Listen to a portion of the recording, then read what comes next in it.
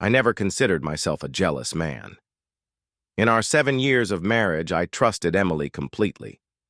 But lately, something had changed.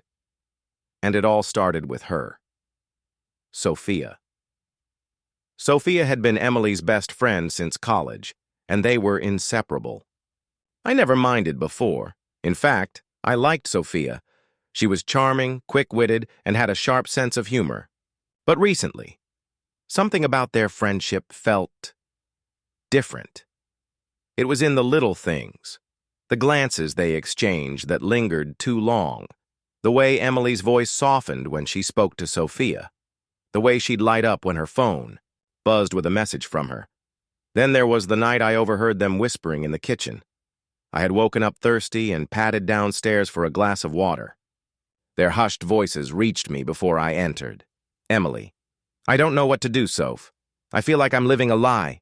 Sophia. Then stop lying. To him. To yourself. Silence.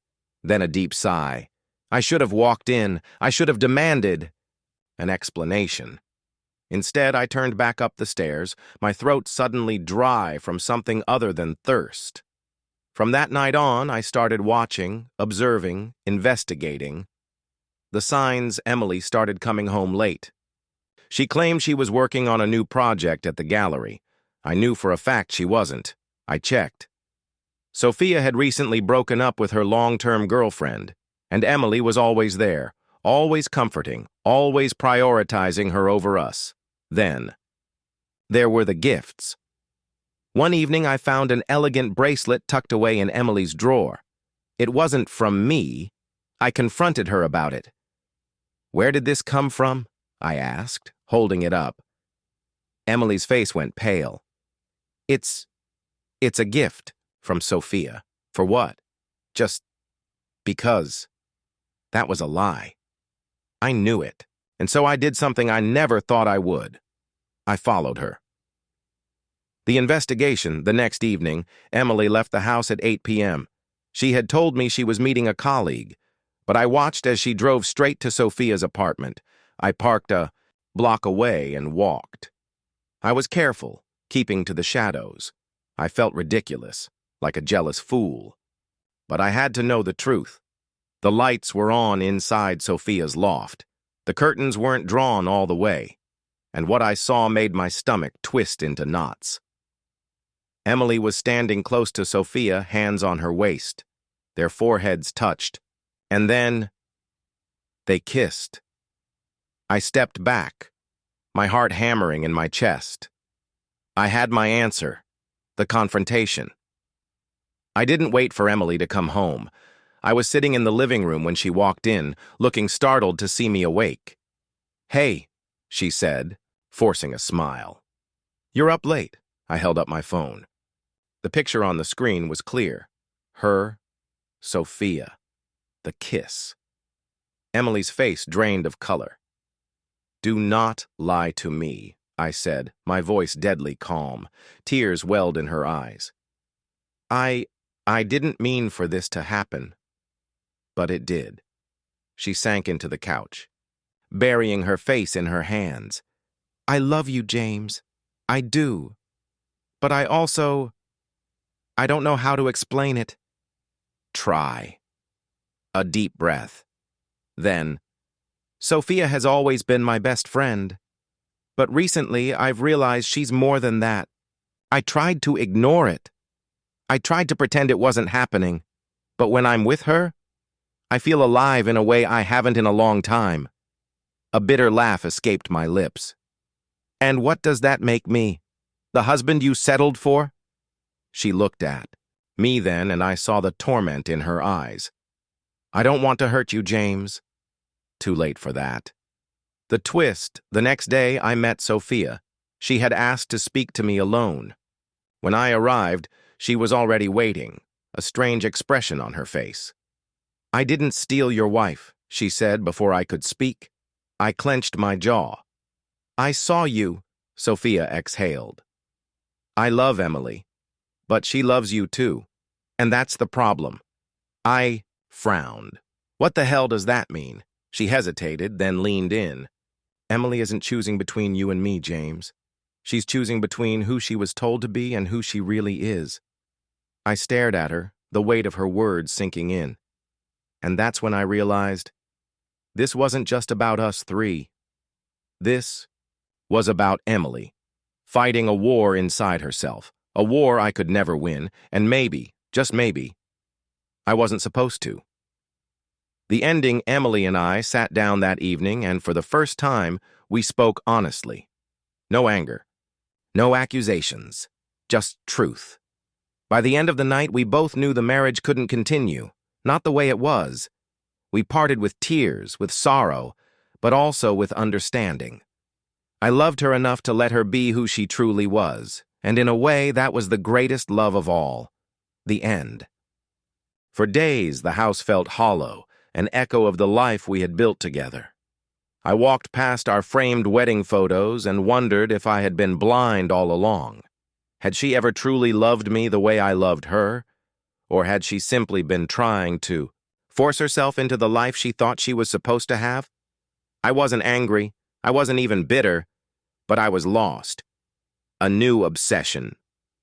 Maybe that's why, in the weeks that followed, I found myself fixating on Sophia. It wasn't jealousy anymore. It wasn't even resentment. It was curiosity. She had been the catalyst for everything, the storm that unraveled my marriage. But I realized something. Emily and I had been together for 7 years, and yet it was Sophia, her best friend, who knew parts of my wife that I had never seen. She understood something about Emily that I never had, and the question that kept gnawing at me was, how?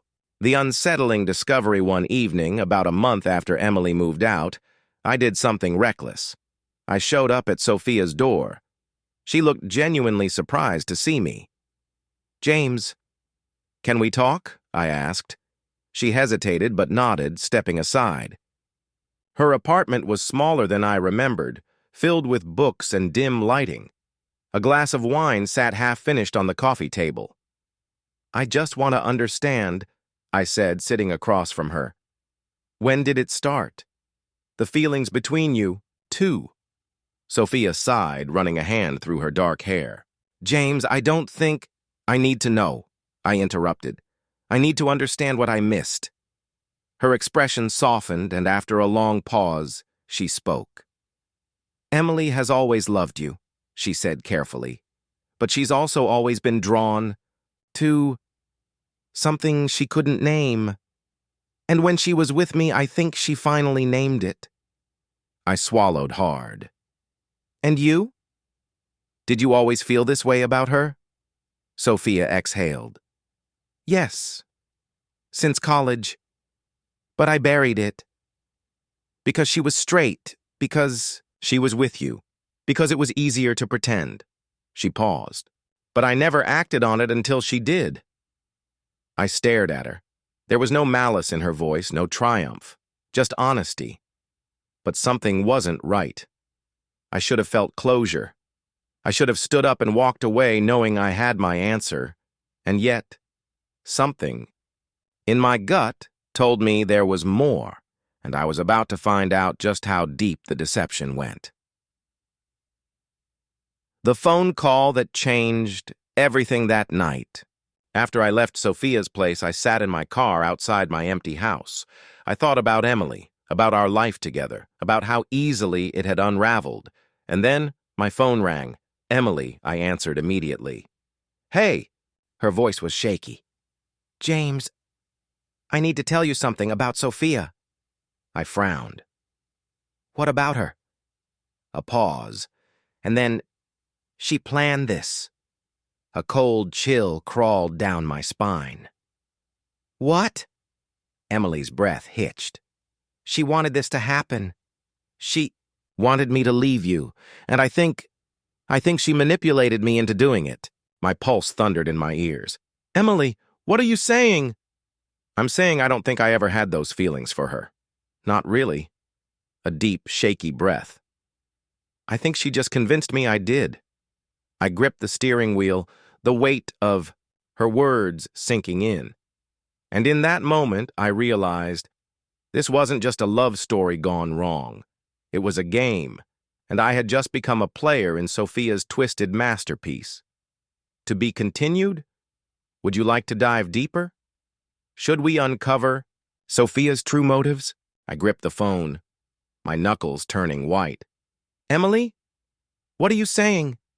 I'm saying, she whispered. Sophia got into my head. She knew exactly what to say, what to do, to make me doubt myself, to make me doubt us. And now that I'm away from her, now that I have space to think, I don't know if any of it was real. The words hit me like a punch to the gut. I had been prepared for heartbreak. I had even accepted the idea that my wife had fallen for someone else. But this was something else entirely. Are you sure?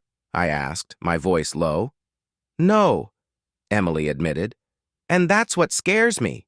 A long silence stretched between us. Then, almost as if she was afraid to even speak the words, James. What? If Sophia planned this from the start? Rewinding the past, I barely slept that night. Instead, I did what I should have done months ago. I looked back at the moments I had ignored, at the signs I had dismissed, and suddenly, I saw them all. The seeds of doubt. It was Sophia who had first planted the idea in Emily's head that something was missing in our marriage. Are you really happy, Em? She would ask over and over again. Are you sure this is the life you want? The emotional dependence. Every time Emily and I had a fight, Sophia was there, whispering in her ear, telling her things she wanted to hear. The isolation. Over time, Emily stopped coming to me with her problems. She went to Sophia instead, and the final nail in the coffin? The kiss I saw.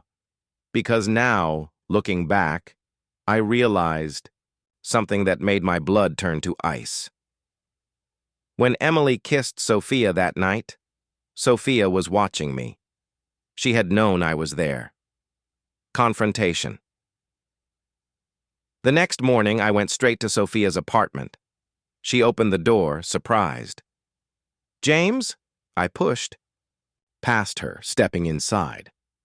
I know what you did. Sophia's expression didn't change, but her eyes flickered, just for a moment. What are you talking about? I turned to face her, my voice dangerously calm. You manipulated my wife. You got inside her head. You convinced her she had feelings for you whether she did or not. And now, she's questioning everything. A slow smile crept onto Sophia's lips. So, what do you want me to do about it? The casualness of her tone sent a shiver down my spine.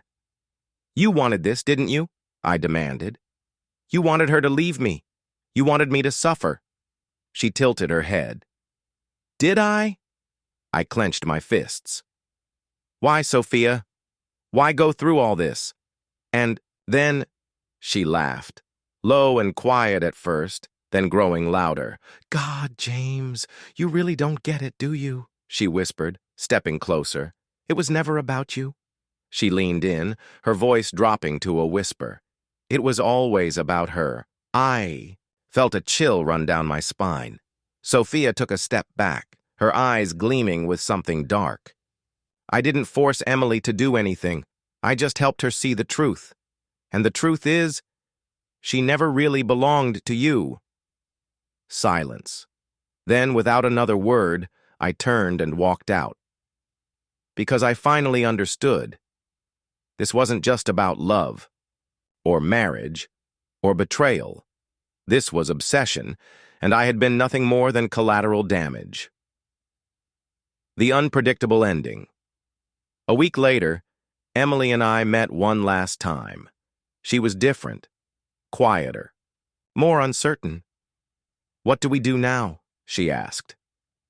I looked at her, at the woman I had loved for so long, the woman who had been torn between two versions of herself, and I made my choice. We move on, I said. Together or apart, but on our terms. She nodded slowly. I just wish I knew what was real. I gave a sad smile. Maybe that's the hardest part. maybe we never really do. As I walked away, I felt something I hadn't felt in months. Freedom. Because for the first time, I wasn't chasing the truth. Was leaving it behind, and maybe, just maybe, that was the real ending all along. The end. Or is it? Freedom. That's what I told myself as I walked away from Emily that day, that I was free from the questions, the doubts, the endless cycle of wondering what had gone wrong. But some stories don't end just because you want them to, and some people don't let you go just because you walk away. The letter had arrived a week later. No return address. Just my name, written in elegant, looping handwriting I recognized immediately. Sophia. I sat at my kitchen table, staring at the envelope, my fingers tingling with unease. After everything, why was she reaching out? Hadn't she done enough? I opened it. James, I've been thinking about our last conversation, and you're right. I did play a part in what happened, but not in the way you think. There are things Emily still doesn't remember, things I didn't tell. You, if you really want the truth, meet me at the Blue Orchid, tonight, 9 p.m. Come alone. My heart pounded as I read it again. Emily doesn't remember? What the hell did that mean? I should have ignored it. I should have burned the letter and left the past where it belonged. But I didn't. Because despite everything, despite knowing Sophia was dangerous, manipulative, and playing a game I barely understood, I still needed to know why. The Blue Orchid was a quiet bar tucked away in a part of town where no one asked questions. Dim lights, deep red booths, the kind of place where secrets were exchanged over whiskey and hushed voices. Sophia was already there when I arrived. She looked calm, almost smug. Glad you came, she said as I slid into the seat across from her. Get to the point, I said. She tilted her head, studying me. You always saw me as the villain in this, didn't you? I didn't answer. She leaned forward. Emily came to me before she ever admitted anything to you. Months before. She was confused, scared, desperate to understand what she was feeling. I never forced her into anything, James. I just let her be honest with herself. I clenched my jaw. You manipulated her. Sophia sighed. Would it make a difference if I told you Emily wasn't the first? A cold chill crawled up my spine. What? Her lips curled into a slow, knowing smile. Emily wasn't the first woman I helped see the truth, and she won't be the last. Something about the way she said it, so casual, so practiced, made my stomach turn. Are you saying you... what? Target women in relationships and convince them they're in love with you? She sipped her drink, amusement flickering in her eyes. Not exactly. I just helped them. Make choices they were too afraid to make. A sickening realization hit me. She wasn't just obsessed with Emily. She had done this before. How many? I asked, my voice barely above a whisper. Sophia set down her glass and smiled. Enough. The air between us felt charged, like I had just stumbled into something far darker than I ever could have imagined. Emily had been one of many. I thought I had lost my wife to love. But maybe, just maybe, I had lost her to something else entirely. Something calculated, something deliberate, something dangerous. The realization I left the Blue Orchid with a weight in my chest. I couldn't shake. Sophia hadn't just wrecked my marriage, she had done this before, and that meant there were others. I needed to warn Emily. I needed to find out who else had been pulled into Sophia's web. But most of all, I needed to know the truth about the woman who had just turned my entire world upside down. Because this wasn't just about Emily anymore. This was about stopping Sophia before she did it again. To be continued? Want to see James dive deeper into Sophia's past? Should we uncover how far this really goes? Let me know. I barely slept that night. Sophia's words played on a loop in my mind. Emily wasn't the first, and she won't be the last. This wasn't just about my marriage anymore. This was bigger. How many women had she done this to? How long had she been playing this game, and why? I needed answers, and I knew exactly where to start. The first clue. The next morning, I drove to the only person who might have more insight into Sophia's past, Emily. She opened the door looking tired, hollow, as if the weight of everything had finally settled on her shoulders. "James," she said softly, "I wasn't expecting you." "I know," I said. "But we need to talk about Sophia." Her expression tightened. "I don't—" "She told me something last night," I interrupted. "Something? I think you need to hear." I told her everything. The way Sophia had manipulated her, the way she had done this before, the way she had smiled at me like this was all a game. By the time I was done, Emily was pale. I don't understand," she whispered. She helped me, James. She made me feel seen." "Did she?" I pressed. "Or did she just make you feel how she wanted you to feel?" Emily was silent for a long time. Then, finally, "There was another woman." My heart pounded. "Who?"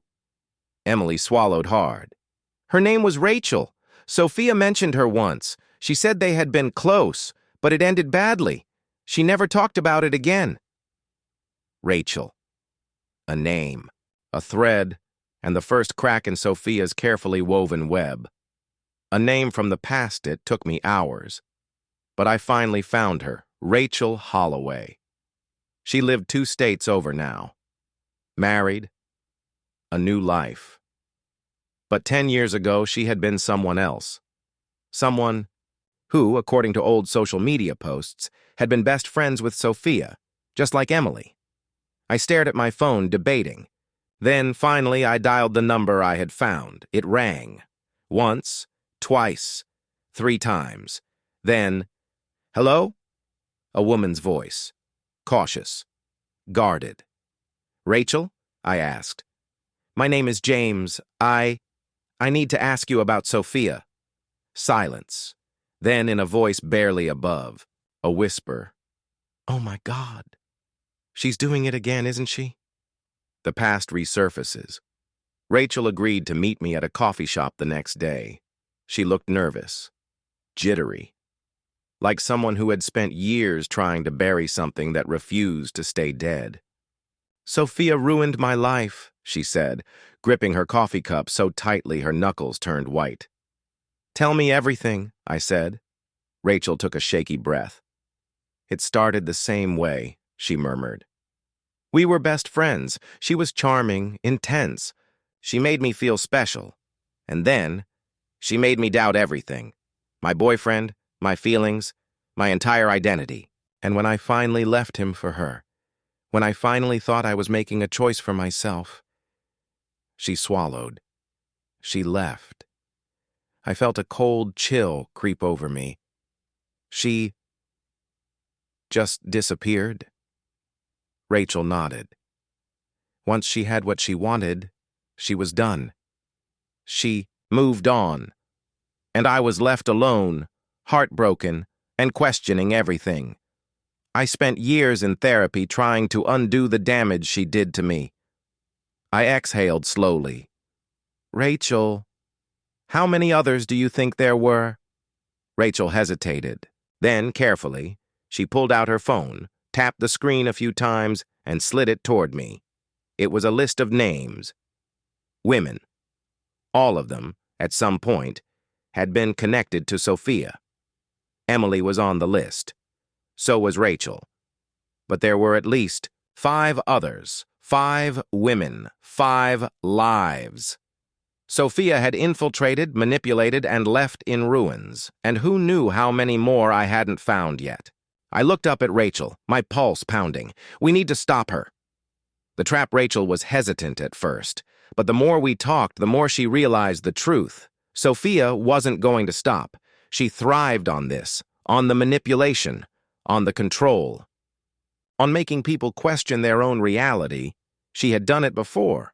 She would do it again, unless someone stopped her, and I had an idea, a way to turn her own game against her. It was risky.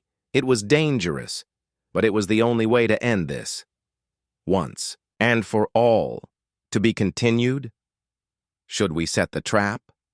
Should James and Rachel bring Sophia down? Or does she have one last move left to play? Rachel hesitated, her fingers trembling as she traced the rim of her coffee cup. "You don't know what you're getting into, James," she murmured. "Don't I?" I asked, leaning forward. She got inside my wife's head. She turned Emily against me, made her question everything she knew about herself. And now I find out she's been doing this for years? How many more lives does she get to ruin before someone stops her? Rachel sighed. She won't go down easily. Then, "We don't give her a choice." For the first time, Rachel met my eyes. "What are you suggesting?" I took a deep breath. "We do to her what she's done to everyone else. We make her doubt herself. We control the narrative. We turn the game against her." Rachel's lips parted slightly. She hadn't expected that. Neither had I.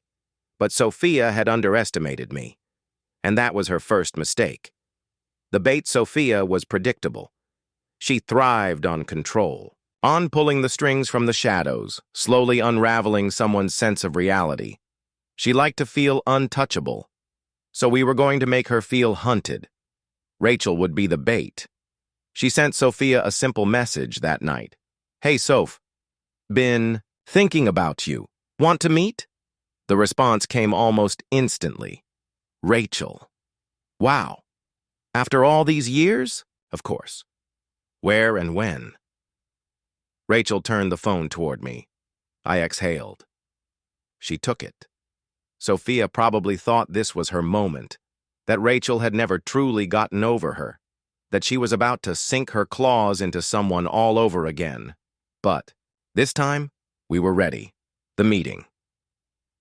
We chose a rooftop bar in the city, open, public, the kind of place where every glance, every movement could be watched. Rachel arrived first, alone. I was nearby, out of sight, but close enough. Sophia walked in 15 minutes later, dressed in that same effortless confidence she always carried.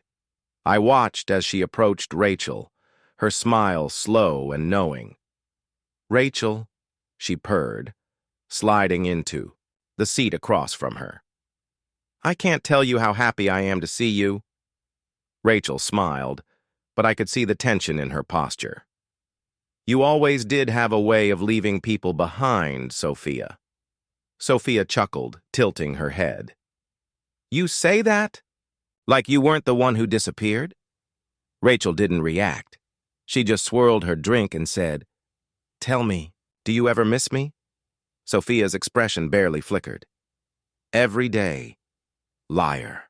I clenched my jaw. She was so good at this, so practiced. But Rachel wasn't here for closure. She was here to make Sophia sweat. And she did. The psychological warfare begins. Rachel leaned in.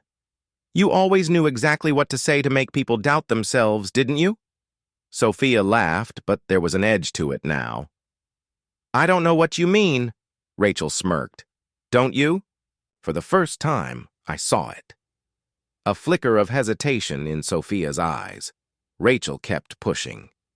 "Emily told James everything, you know, about the way you whispered in her ear, about how you made her question everything she ever wanted." Sophia's fingers tightened around her glass. "Emily made her own choices." "Did she?" Rachel shot back. "Or did you just make her feel like she had no other choice?" Silence. Rachel's voice softened, almost mocking. "You did the same to me, didn't you? Made me think I was in love with you, that I needed you. But when I finally gave in, when I finally let go of everything else for you, you were already gone." Sophia's mask slipped, just for a second. "That's not true," she murmured. Rachel leaned in. Then why are there so many others? Sophia froze. Checkmate. Unraveling the manipulator. Rachel reached into her bag and pulled out the list. She slid it across the table. Sophia stared at it. Emily. Rachel. 5 more names. Women she had played. Women she had twisted into exactly what she wanted them to be. How many more, Sophia? Rachel whispered. How many more lives are you going to wreck? Sophia's fingers twitched. For the first time, she looked unsure. Like she was realizing, maybe for the first time, that the control she had wasn't absolute. That her little game was over. I stepped forward then, revealing myself. Sophia's eyes snapped to me, and for the first time, I saw something new in them. Fear. You lose, Sophia, I said quietly. You don't get to do this to anyone else. Her jaw clenched. You think you're so righteous, don't you? I shook my head. No, I just know when someone needs to be stopped. Sophia's gaze flicked between me and Rachel. For the first time, she had no script, no plan. And then, she stood up and walked away. No words, no final play, just silence. And as I watched her disappear into the city, I felt it. The ending. Not the one I expected, but the one she never saw coming. The true ending, Sophia never contacted Emily again. She disappeared from Rachel's life. From mine. From everyone's. But I knew the truth. People like her don't just stop. They find new prey. And maybe someday she would do it all over again. But not to us. Not to the people she had, already broken, because this time we had beaten her at her own game. Sophia was gone. Rachel moved on. Emily and I found our own ways to heal. Life was supposed to go back to normal, but something about it didn't sit right. I told myself we had won, that Sophia had lost, that she had disappeared into the night, defeated. But deep down, I knew better. People like her don't just walk away. They regroup. They adapt. And then, they come back. The anonymous message. It came 2 months later, late at night. My phone buzzed as I sat in my apartment staring at an empty glass. Unknown number. Still thinking about me? I went cold. Sophia. Of course, I should have known she wouldn't let things end like that. I didn't respond. I blocked the number. 2 days later, another message. Unknown. Number. You thought you understood me. Cute. Then another. Unknown. Number. You think I lost? James. I was never playing against you. I stared at the screen, my heartbeat slow and heavy. Was this just mind games? A final attempt to mess with my head, or was she planning something? I needed to find out, because if I had learned one thing about Sophia, it was that she never played fair. Rachel vanishes. The first real warning came a week later. I tried calling Rachel. No answer. Not unusual. She had been trying to put the past behind her, but then I got a call from her sister. James. Do you know where Rachel is? I sat up straight. What do you mean? She's missing. The words hit me like a hammer. She told me she was meeting someone last night, her sister continued, her voice shaking. But she never came home. Her phone's off. It's not like her, James. It's like she just disappeared. I gripped the phone. Disappeared. Just like before. Just like Sophia. Rachel had been the only person who had truly seen through her, and now she was gone. This wasn't over. It had never been over. The hunt begins. I wasn't going to sit back and wait. I started digging, checking Rachel's last known locations, talking to people who had seen her, and then I found something. A security camera near a cafe where Rachel had been the day before she vanished. I pulled up the footage, watched, and there, clear as day, Sophia.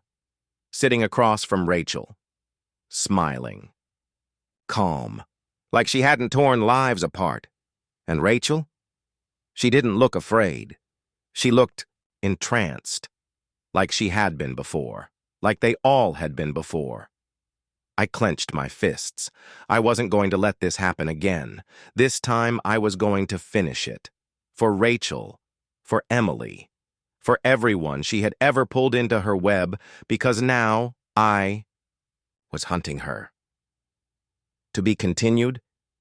Should James go after Sophia? Should we see how deep her game really goes? Or has he already fallen into her trap? Rachel was missing. Sophia had her, and I was running out of time.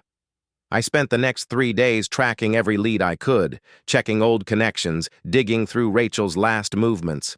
The more I searched, the more I realized something terrifying. Sophia hadn't just taken her. Rachel had gone willingly. That's what scared me the most. I had watched it happen in the security footage.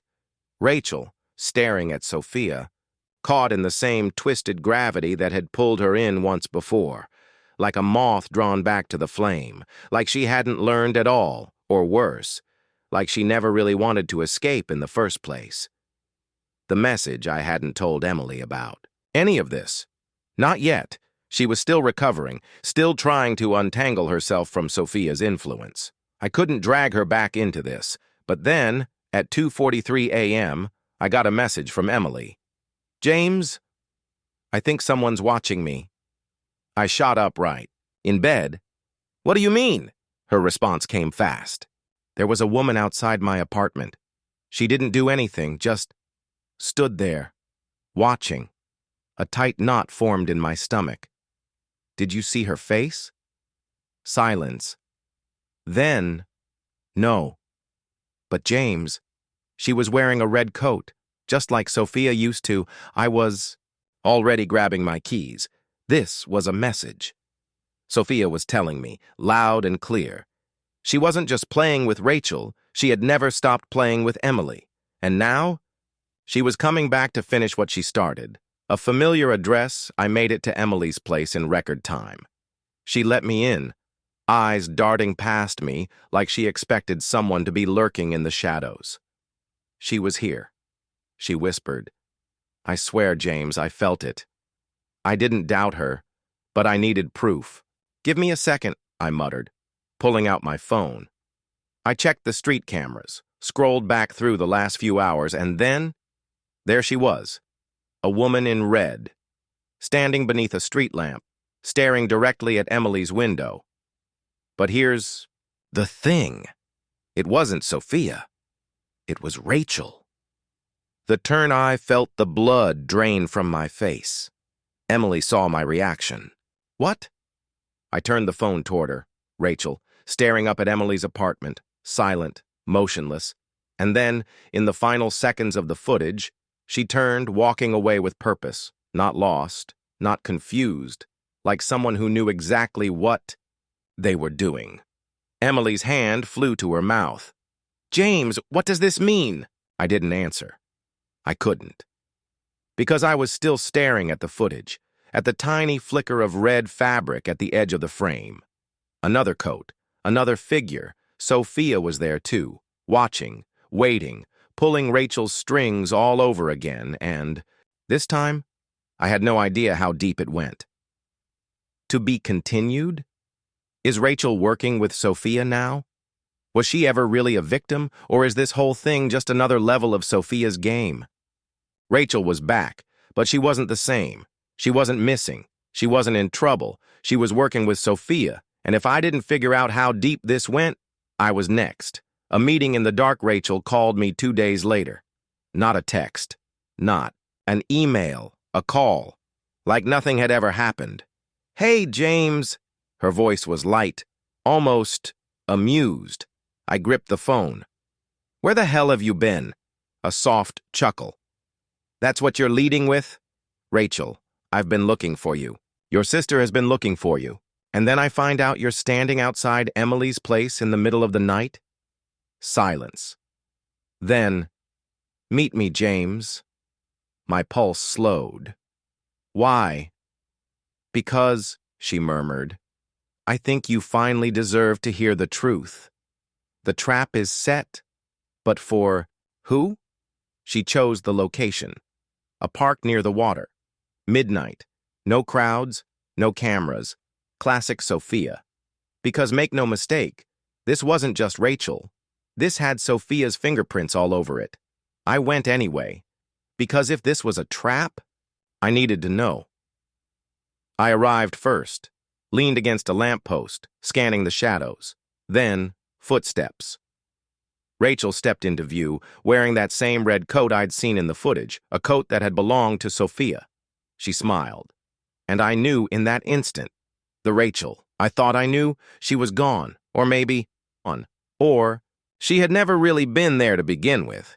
Rachel's confession. You look like you've seen a ghost, she teased, stopping a few feet away. You tell me, I shot back. Should I be worried? She tilted her head. No. You should be relieved. I clenched my jaw. Relieved? James. She took a step closer. You've spent so much time trying to fight Sophia, trying to understand her. But you never stopped to ask the most important question. I stared at her. She smiled. Why does she always win? I exhaled. Because she manipulates people, she gets inside their heads. Rachel laughed softly. No, James, that's not why. She leaned in, close enough that I could see the flicker of something new in her eyes. Admiration, loyalty. You always saw Sophia as the enemy, she whispered. But maybe you should have been learning from her instead. And that's when I felt it, the realization, the shift. Rachel hadn't been taken. She had joined her, willingly, checkmate. I took a slow step back. Rachel, this isn't you. She just smiled. Oh, James, you always think you're the smartest person in the room. My stomach turned, because suddenly I wasn't so sure I was. And then she said it, the words that changed everything. You spent all this time chasing the truth, but you never stopped to wonder if you were the one being played. The world tilted. Was I? Had this whole thing been about me all along? Was this ever about Emily? Rachel? Or had I been Sophia's target from the very beginning? Because if Rachel had switched sides, if Sophia had been orchestrating this from the start, then there was only one move left on the board. I wasn't hunting Sophia anymore. She was hunting me. And the worst part? I think I wanted to let her catch. Me to be continued? Does James fight back? Or does he fall into Sophia's spell like the rest? Because some games are impossible to win. Rachel's words echoed in my mind. You never stopped to wonder if you were the one being played. And in that moment I realized she was right. From the beginning, I had believed I was chasing Sophia, that I was the one pulling the strings. But what if the strings had always been attached to me? What if every step I took, every clue I uncovered, every twist I thought I had unraveled, had been designed to lead me exactly here? A familiar voice. The air between us was tense. Rachel stood before me, her expression unreadable, but I could see it now. That same look Emily once had, that same pull Sophia had on everyone she touched. Rachel wasn't a victim anymore. She was a believer. And that's when I heard the voice. Smooth. Amused. Certain. Hello, James. I turned. Sophia. Standing at the edge of the park, bathed in the dim glow of a street lamp, like she had been there the whole time, like she had been waiting for me to notice. She looked exactly the same. Effortless. Confident. Like a queen surveying. A chessboard. I felt something tighten in my chest. Not fear. Something worse. Anticipation. The offer Sophia walked toward me. Slow. Deliberate. Rachel stepped aside, like a loyal soldier making way for her commander. Sophia stopped just inches from me, tilting her head. You've been looking for me, she said, voice soft. You've been so obsessed. I clenched my fists. Because I know what you do to people. Her lips curved into a smirk. "Do you?" I swallowed hard. She studied me, her gaze piercing. "You think you're different, don't you? That you see through me?" I forced myself to hold her stare. "I do." Sophia laughed, and then she whispered, "Then why are you still here?" The words sank into my skin like ice. I had a plan. I had come here knowing I was walking into a trap, and yet I hadn't run. I had let myself get pulled deeper. I had chased her into the dark because a part of me, a sick, undeniable part of me, wanted to understand her. Sophia leaned in, voice a breath against my ear. "Let me tell you a secret, James," she murmured. "They never leave me. Not really. Not Rachel. Not Emily." She pulled back, her gaze burning into me. "And neither will you." My breath hitched. Because the worst part? I wasn't sure she was wrong, the choice.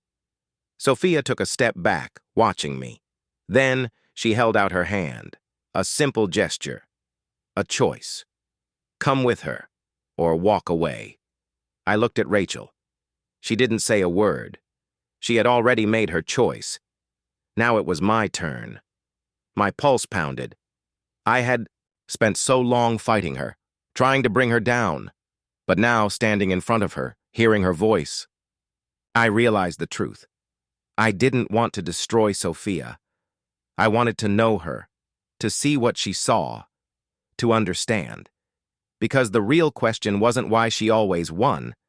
It was, what if she was right? The final move. I looked down at her hand, then back, up at her. A slow smile spread across her lips, because she already knew. She had always known.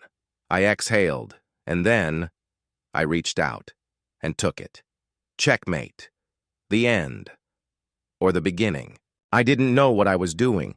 I didn't know where this would take me. But the moment my fingers brushed against hers, I felt something shift. Something inside me. Something I hadn't even realized was there. A bond. A connection. And then it all made sense. Sophia didn't just manipulate people. She transformed them. She didn't just want control. She wanted to see who they could become.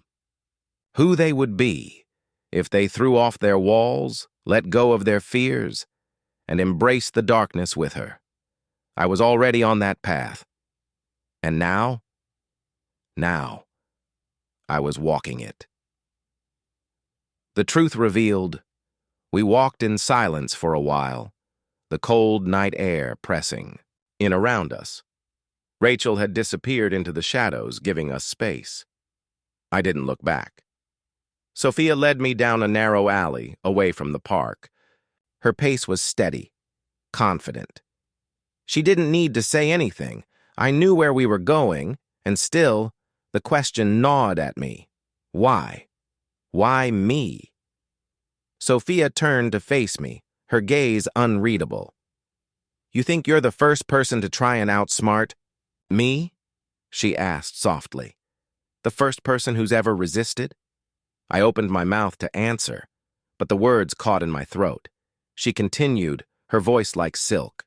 "The truth is, James, everyone I've ever touched wanted this. They just didn't know it yet.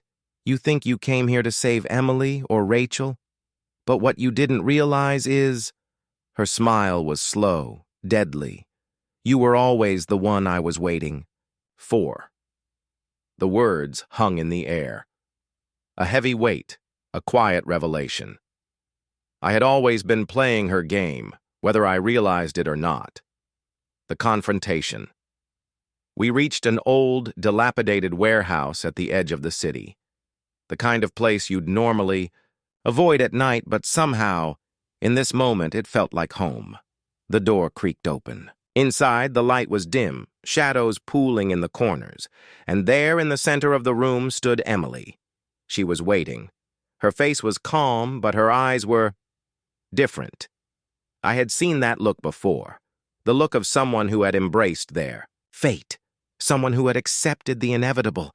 "Emily," I whispered, my voice barely audible.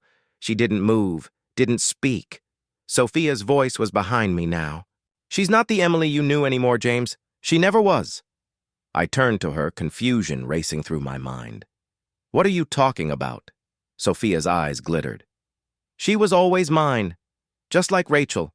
Just like you. They just needed a little push." A shiver ran through me. "No, this isn't right. You're the one who's wrong, James." I couldn't stop the anger rising in my chest. "What did you do to them? To me?" Sophia smiled, her voice sweet but full of venom. "I gave them freedom, and now I'm giving you the same gift. All you have to do is let go. The choice." I looked at Emily, at Rachel's absence beside her. Was this really what they wanted? Had they chosen this, or had Sophia just broken them piece by piece? I turned back to Sophia. "And what about me? What do I have to give up?" Sophia's smile widened. "Nothing. You never had anything to lose, James. You've always been mine." My head was spinning. How had this happened? How had I become part of her twisted game without even realizing it? Sophia reached out and took my hand again, this time more firmly, more insistently, and I felt it. This time, there was no resistance. I didn't want to pull away. I wanted to stay. "Join us, James," Sophia whispered, the words like a spell. "Let the past go. Let the lies go. Come with us. We can shape the world together. You'll be free." And for a moment, I almost believed her. The final test. But then something shifted within me, a tiny flicker. The realization hit me hard like a slap to the face. I wasn't free. None of us were. We were all trapped.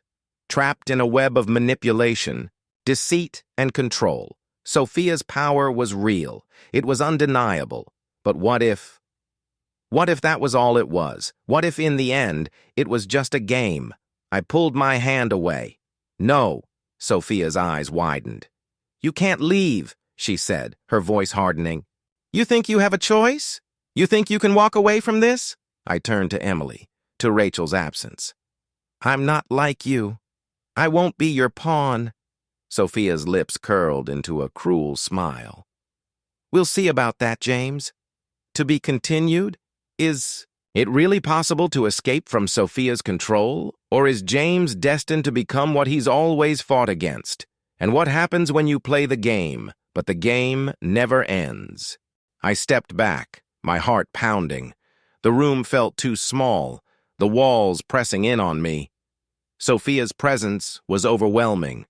Her influence felt like a physical weight, suffocating, impossible to escape. But the decision had been made.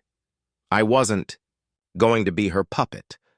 I wasn't going to fall like everyone else. I couldn't. Sophia's smile faltered for just a second, then returned, colder, sharper. "You think you can resist me, James? You think you have the strength to walk away?" Her voice curled around me like smoke, slithering into my mind, searching for weaknesses. But I refused to let it in. "I know your game, Sophia," I said, my voice steady, though my pulse was racing. "I know exactly what you do. You prey on people's vulnerabilities, their deepest fears. You don't control them. You convince them they're better off under your thumb. But I won't be your next victim." She laughed softly, but there was no warmth in it. "And what will you do, James? How long will you keep running?" "I'm not running," I said firmly. "I'm fighting."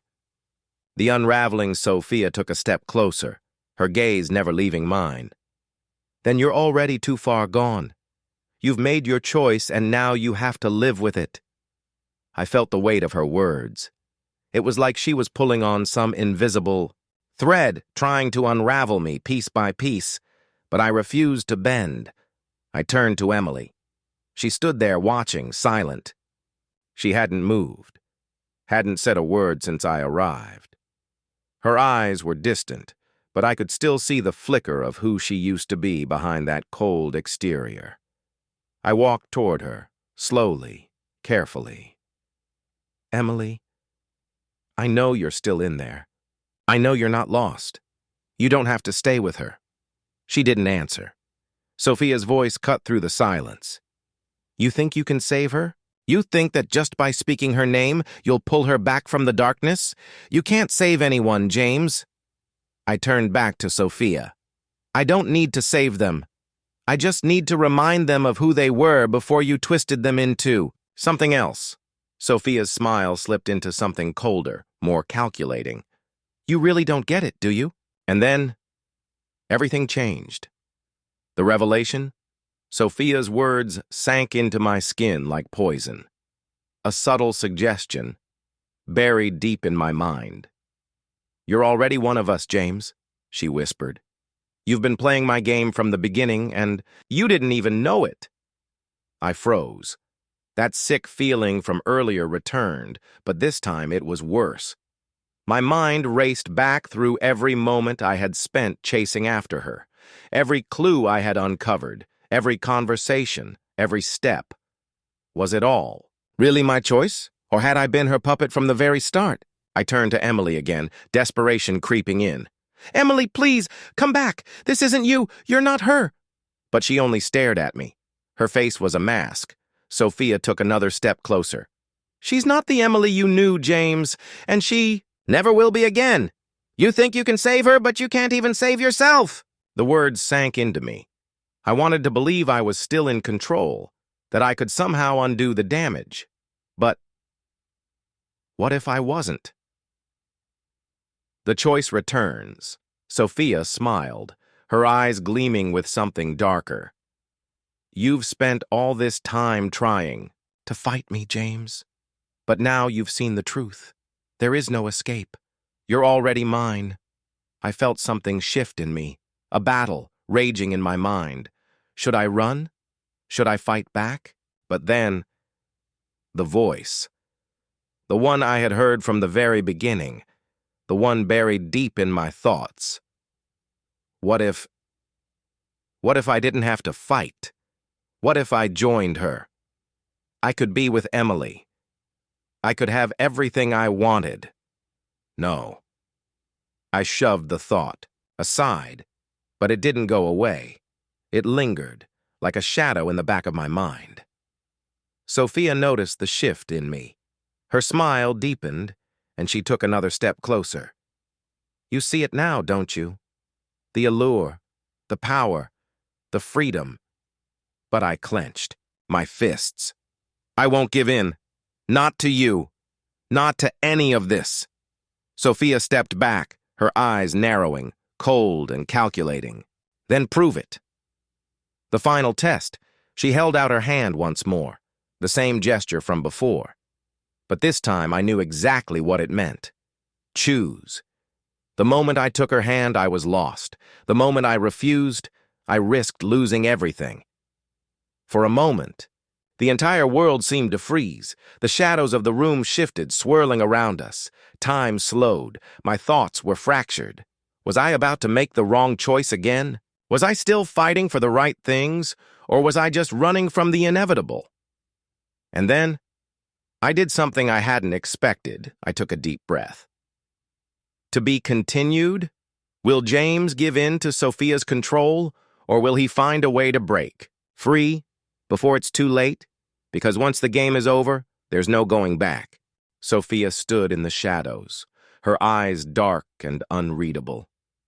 Emily trembled in my arms, her breathing shallow, as if she had just fought a battle no one could see.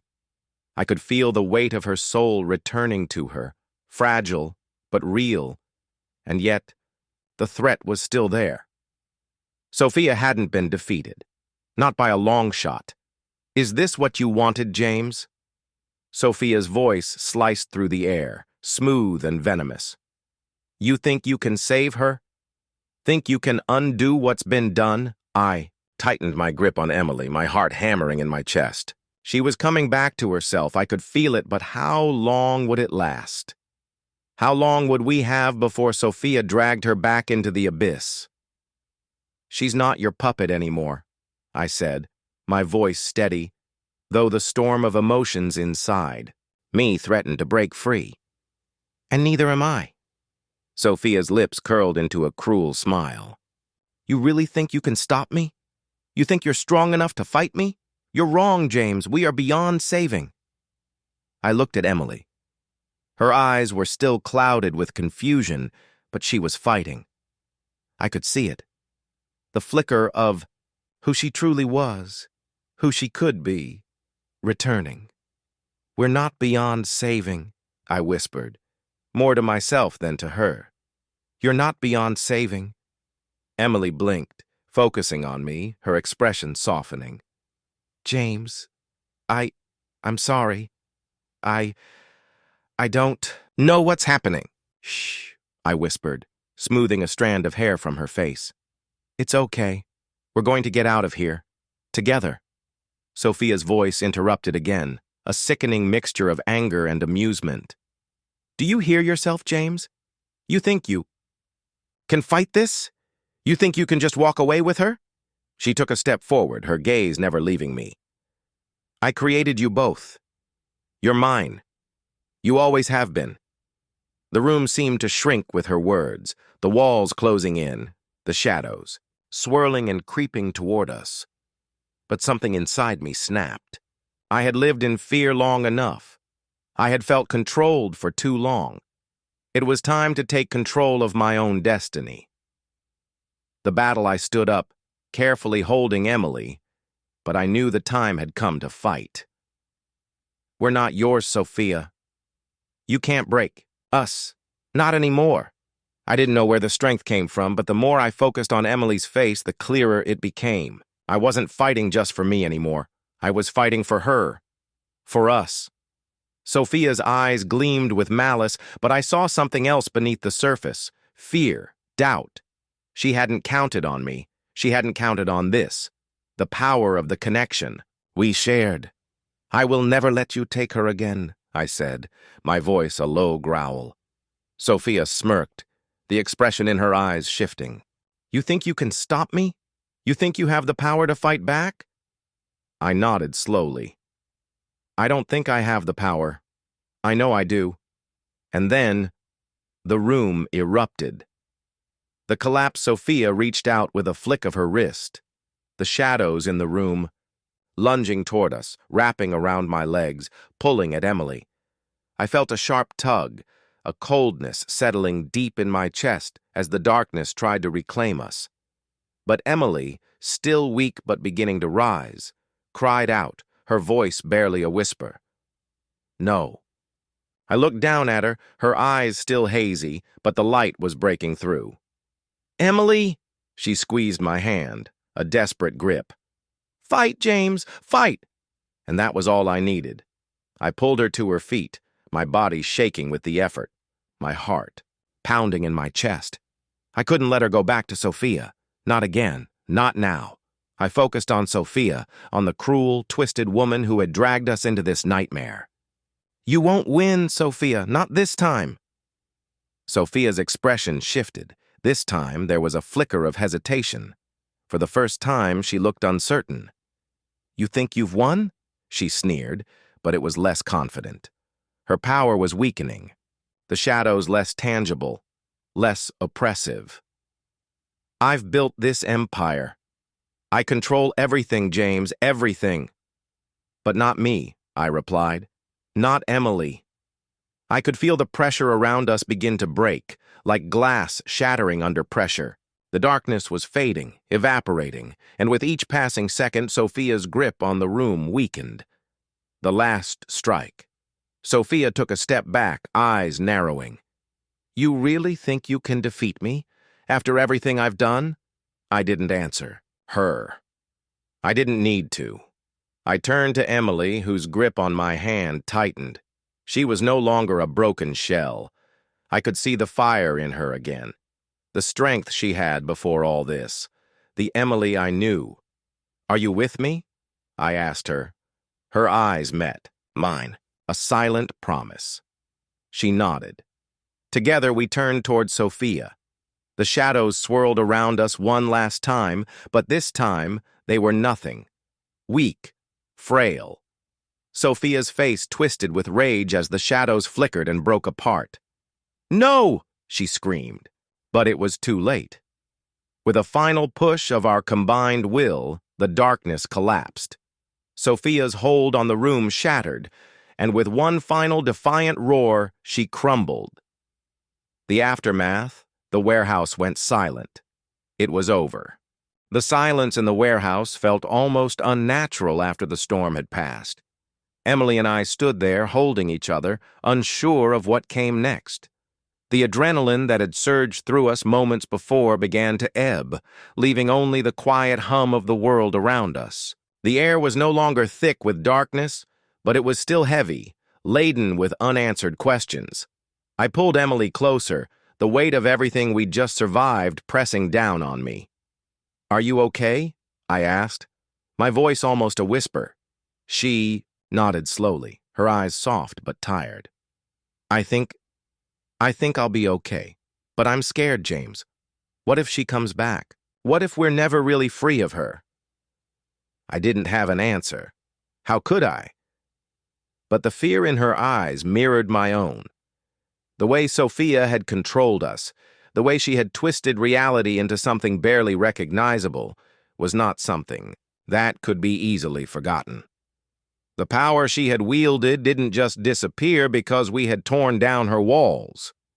It was something far more insidious.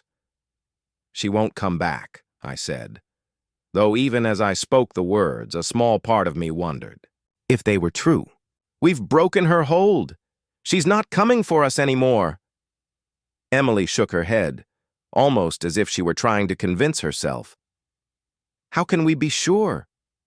Before I could answer, we heard it, an unsettling sound from behind us. A faint rustling. Then, a voice, a familiar voice. "You think it's over?" The shadow returns. We both froze. The voice was unmistakable. It sent a cold shiver down my spine, a chill that had nothing to do with the temperature of the room. It was Sophia.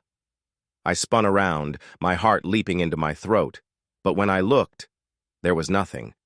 The warehouse was empty. I thought for a moment I had imagined it. But then the shadows in the corners of the room began to shift, slowly, deliberately, as though they were alive. Emily's hand tightened in mine and her voice quivered. "James, I thought we did," I said firmly, but even I could feel the uncertainty creeping back into my own voice. "We did break her hold. We did. And yet, it didn't feel like it was over. Then, from the corner of my eye, I saw something move. Something familiar. A silhouette. A shape, emerging from the very darkness that had once enveloped the room. Sophia. But it wasn't her physically. Not in the way I remembered. She was something else. An echo, a shadow of the woman we had defeated, but still very much alive. The final revelation. Sophia stepped forward, her form flickering like a mirage, barely solid. Her voice echoed around us, distorted. "You think you can kill me, James?" she mocked, her laughter resonating in every corner of the warehouse. "You think that by breaking my control, you've really defeated me? You're not even close." I stepped forward, pulling Emily behind me, my heart pounding in my chest. "What are you? What's left of you?" Sophia's form solidified, and in the flickering light I could see her smile, a twisted, hollow thing. "You don't understand. I am everywhere. I am the shadows you cannot escape, the whispers in your mind. You've only destroyed my physical form, but my power, it's in you now." I felt my breath catch in my throat. "No," I breathed. "No, you're wrong. We destroyed you. We're free." She tilted her head, as if amused by my denial. "You can't escape me, James. You never will. Your mind, your fears, they're mine. And Emily's too." I turned to Emily. She looked at me, confusion and fear in her eyes. I felt the weight of her vulnerability, and my own fear bubbled up. "James, what's happening? What is this?" Sophia's voice grew louder, resonating in the very walls. You want the truth, don't you?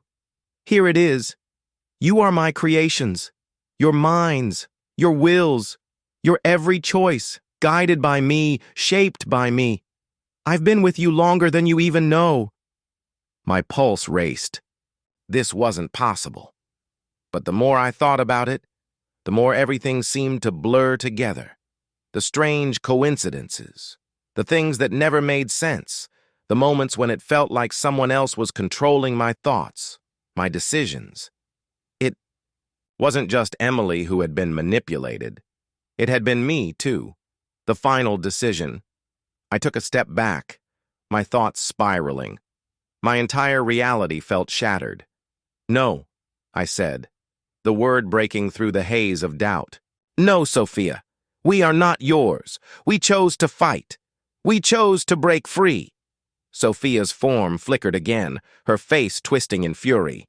"You don't get it. You'll never be free. You're already mine, and you will never escape." But then something in me snapped. I could feel it.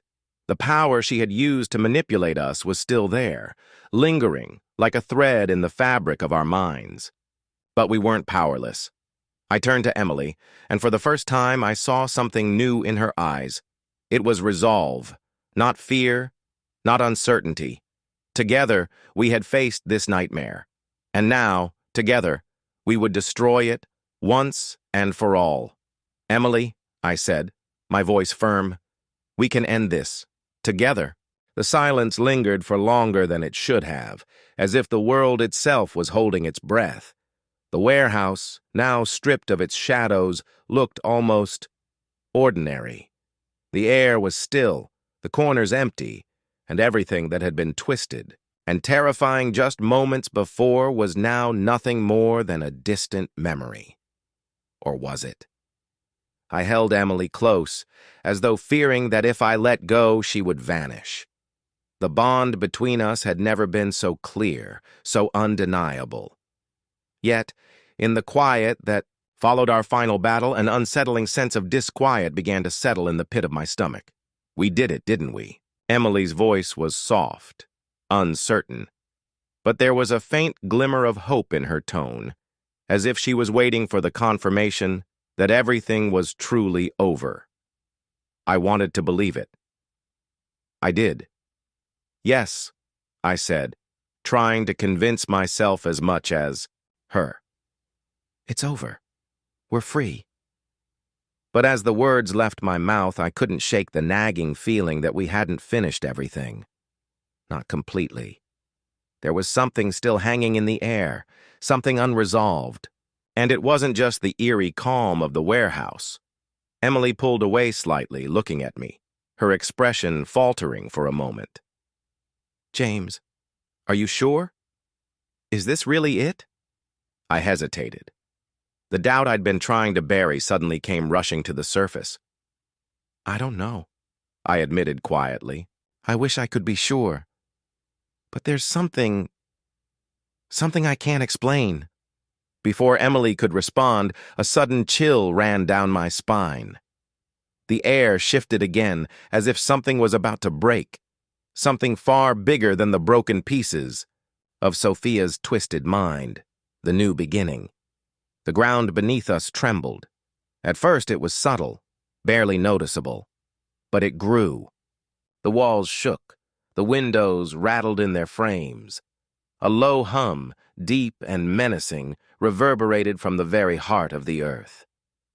"James," Emily whispered, her voice thin with dread.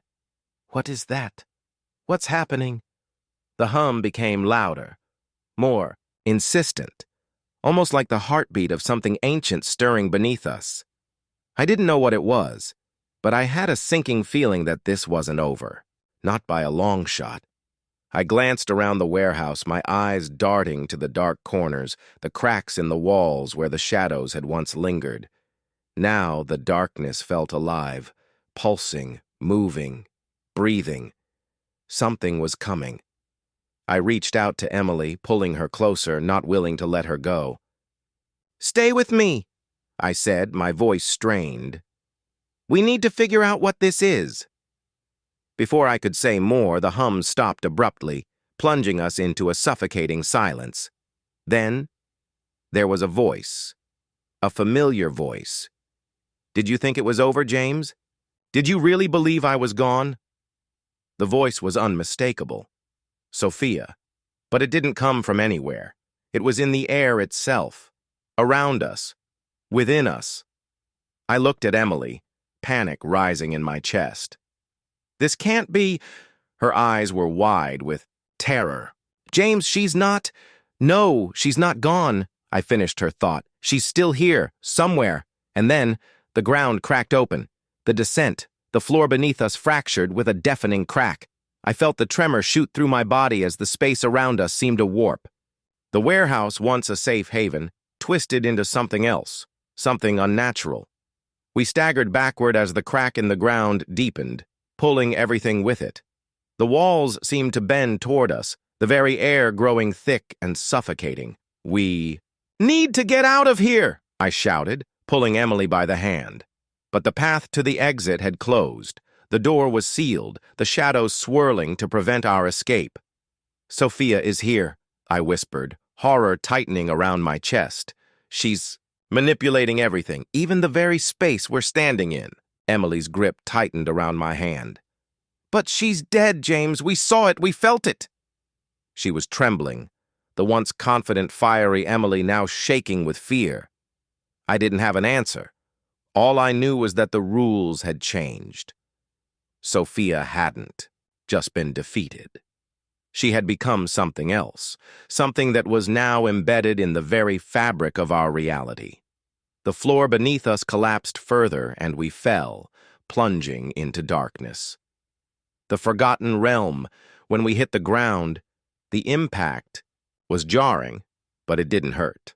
We landed on something soft, almost like fabric, but it was as though the ground itself had become a living thing.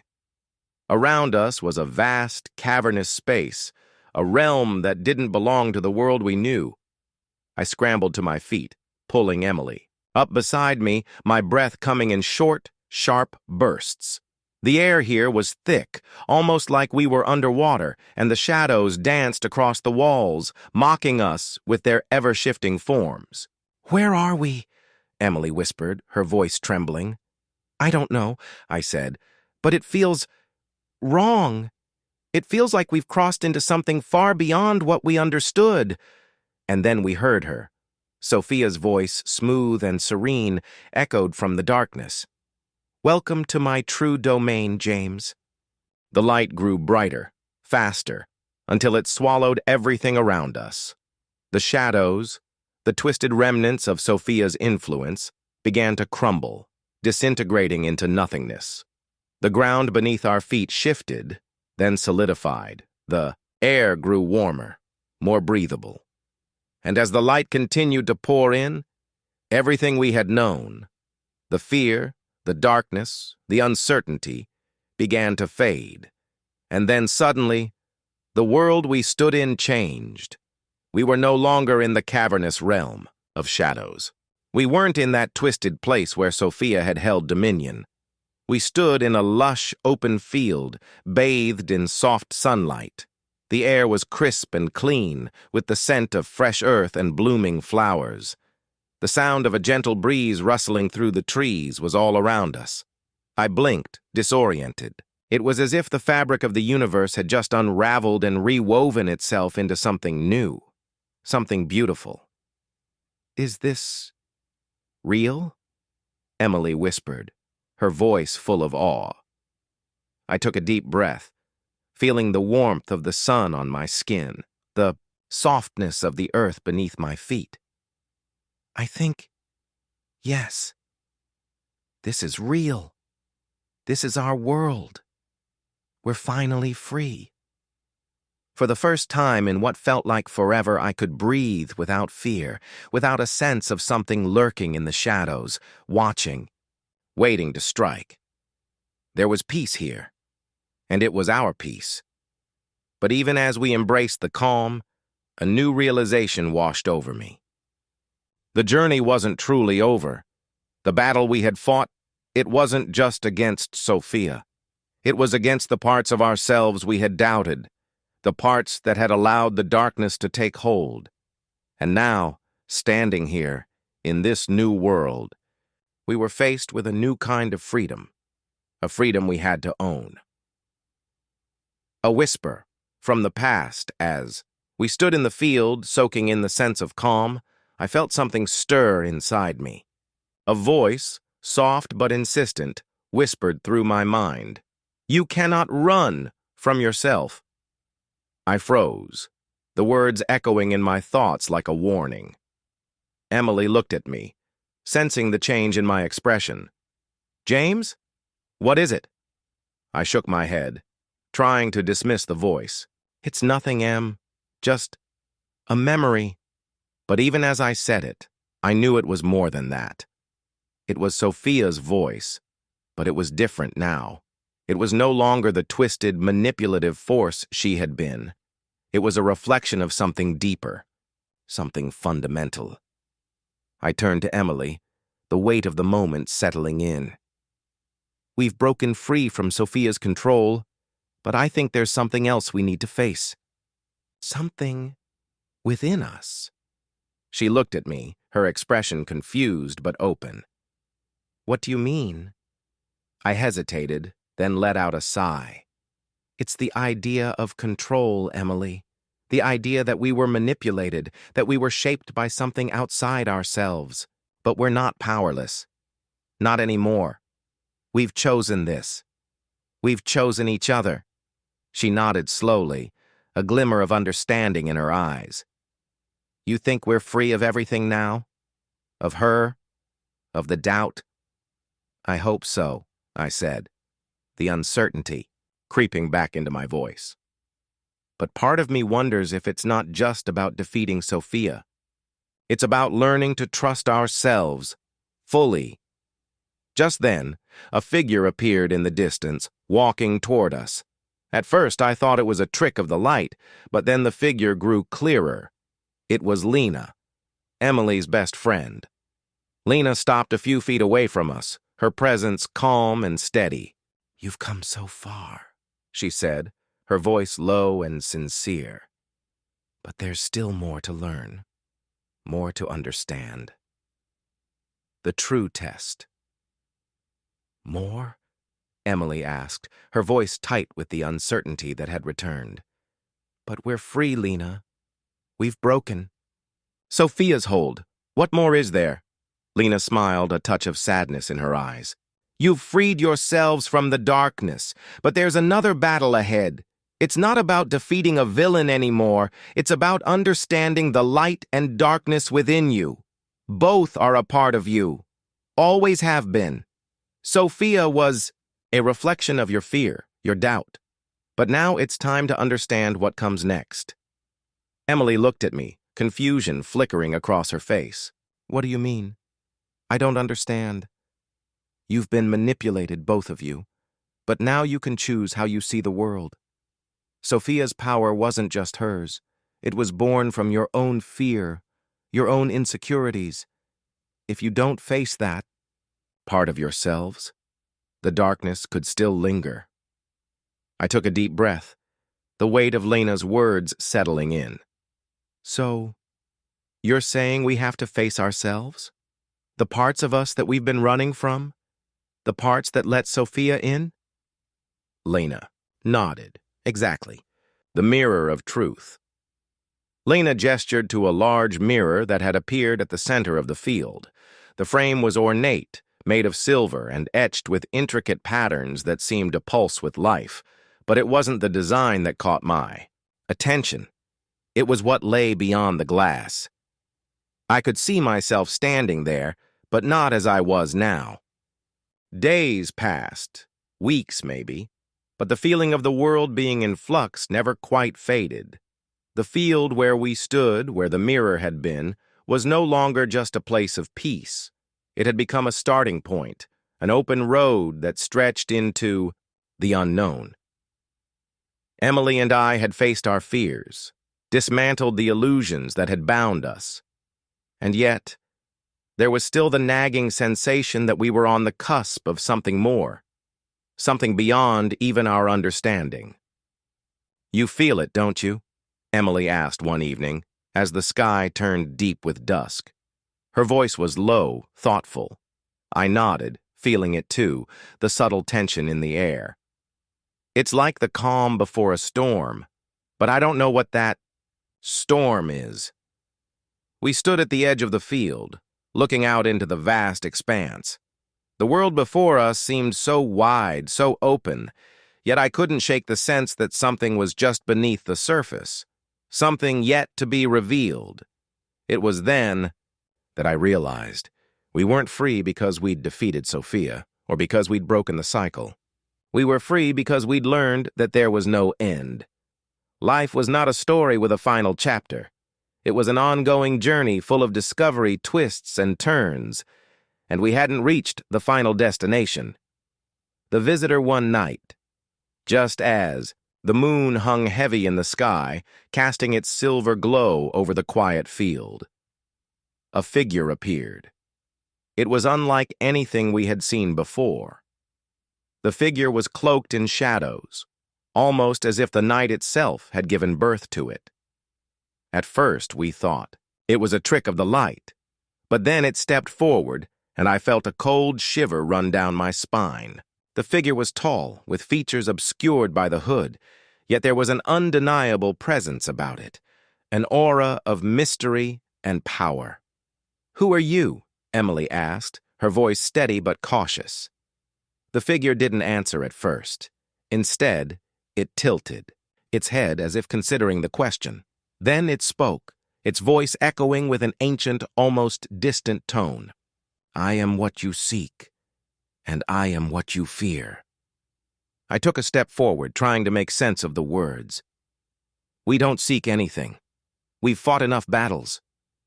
The figure's eyes, glowing faintly beneath the hood, focused on me. "Then why do you feel the unease? Why does the stillness seem too heavy to bear?"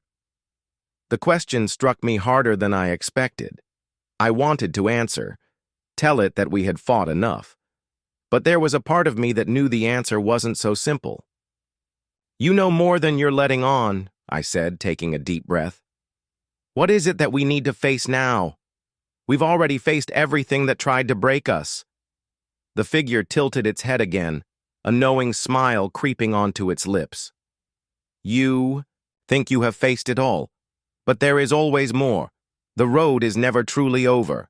Before I could respond, the figure raised a hand, and the ground beneath our feet rippled as if we were standing on water. From the shadows, new paths began to emerge, twisting and spiraling like threads of fate. Each path seemed to hold a different possibility, a different direction, none of them the same.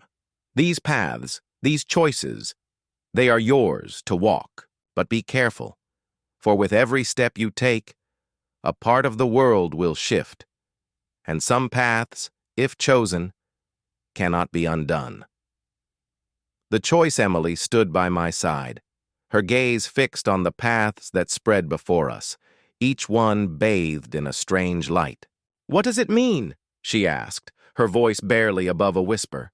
I swallowed hard, my mind racing. "I think we're being asked to choose again." The figure, sensing the uncertainty in our hearts, spoke again. "Yes, and this time your choices will not only shape your future, they will shape the world around you."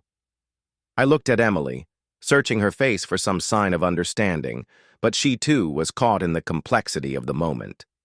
The paths were calling to us, offering something different, something new. Each one seemed to represent a new reality, a new life. The choices before us felt impossible. "How do we know which path to take?" I asked the figure, hoping for guidance. The figure's smile deepened, but its tone softened. "You don't. That's the beauty of it. The choices you make, the path you walk, they define you. And each step, though uncertain, will bring you closer to understanding not only the world, but yourself." The words echoed in my mind. Each path, each decision we made, it wasn't just about the world changing, it was about us changing. We were still on a journey, and the most important part was not knowing where it led, but embracing the choice itself.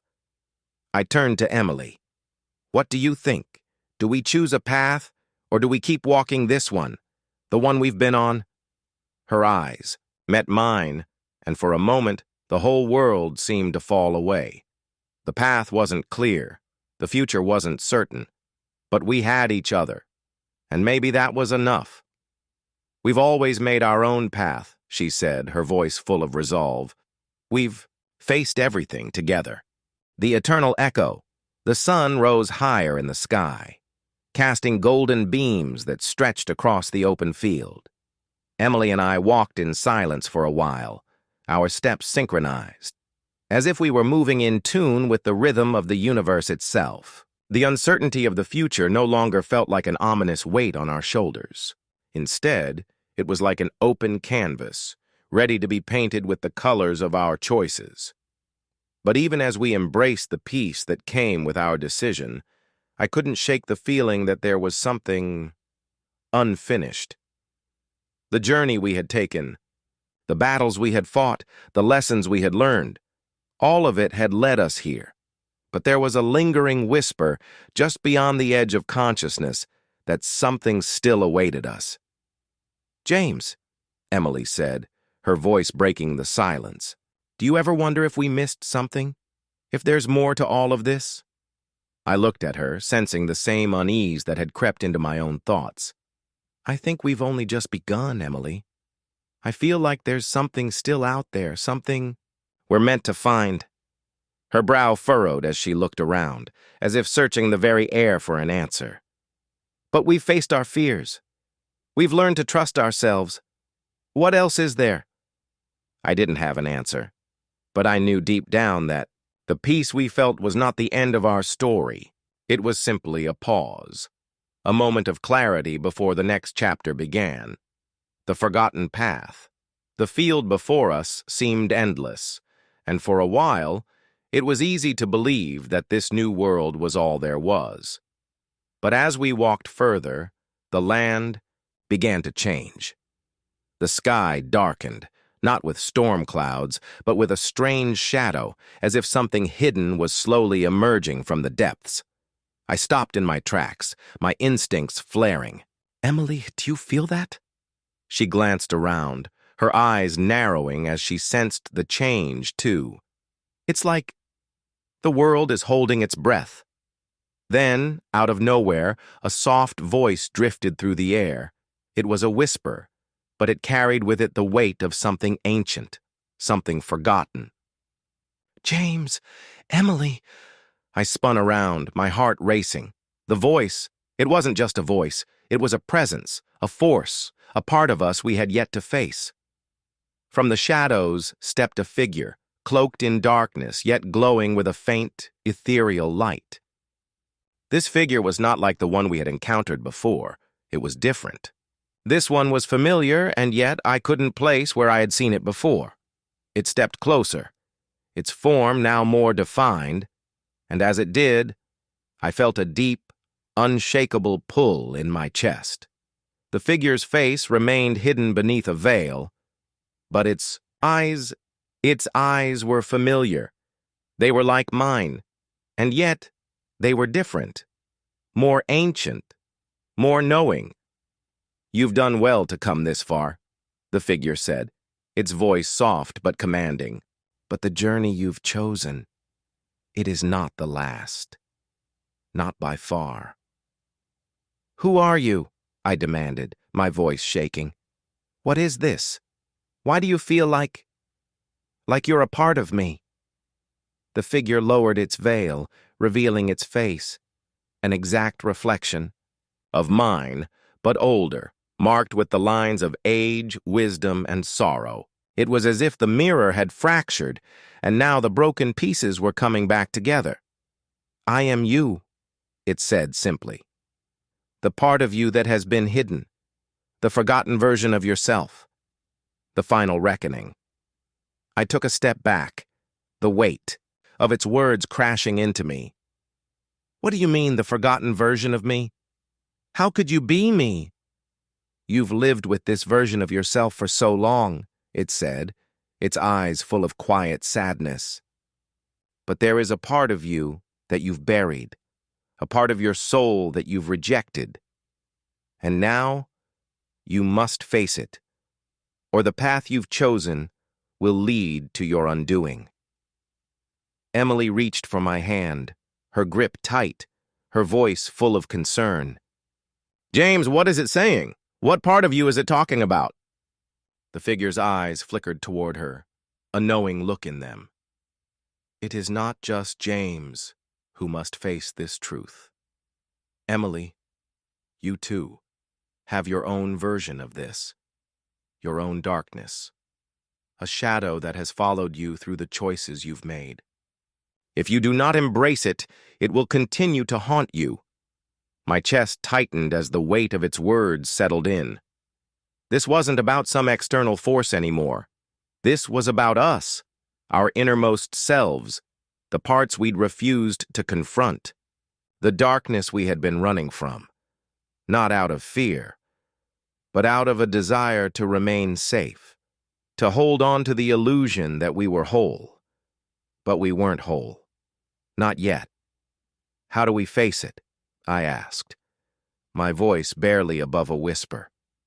The figure stepped forward, its voice becoming a low, almost comforting murmur. You must walk through the shadows. You must journey into the places of your soul that you have locked away. Only then will you truly be free. The path of shadows, without another. Word. The figure turned, leading us into the depths of the shadows that had started to stretch out before us. The air was thick with the afterglow of what we had just experienced. The overwhelming sense of completion settled in, but it was not a finality.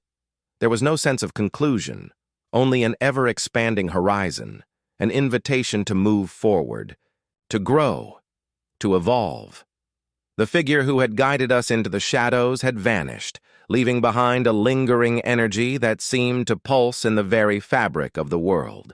The path ahead was no longer an unknown, but a living, breathing entity that we could shape with every choice we made. Every step felt purposeful now. We no longer feared the ambiguity of the future. We welcomed it. Emily squeezed my hand, a soft smile curving her lips. It feels different now, doesn't it? I nodded. It's like we've stepped into a new realm of possibility, as if for the first time, we're truly in control of where we go next. There was no grand destination awaiting us. There was no endpoint. There was only a series of infinite choices, each more complex and wondrous than the last. And yet, as we walked into the great unknown, the very idea of a destination felt irrelevant. What mattered was the journey, the shared experience of discovery. The world seemed brighter now, and every breath I took felt as if I was inhaling the possibility of a million new worlds. A mysterious invitation. Several weeks passed, but our lives took on a new rhythm, an unspoken understanding between Emily and I that the future, though uncertain, was ours to shape. We took each day as it came, open to whatever twists and turns awaited. But life, as it often does, began to weave new mysteries into our lives. One crisp morning, as we were walking through a park near our home, a small envelope appeared at our doorstep. No one was there to deliver it. It was just there, waiting. No name, no return address. Just a symbol embossed on the front, a single intricate circle surrounded by abstract lines like the web of a spider. We stared at it for a long moment, both of us unsure. The universe had taught us not to run from the unknown, so despite the unease that gripped us, we opened it. Inside was a single line of text, elegantly written in black ink. The door you closed was never meant to be shut. Emily looked at me, her eyes wide with both confusion and something else, a glimmer of recognition. James, This feels like a message. But a message from who? I didn't have the answer, but a feeling settled deep inside me, an unsettling certainty. This was not the end.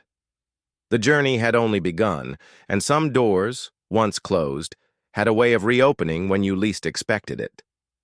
"Let's go," I said softly, my grip on her hand tightening.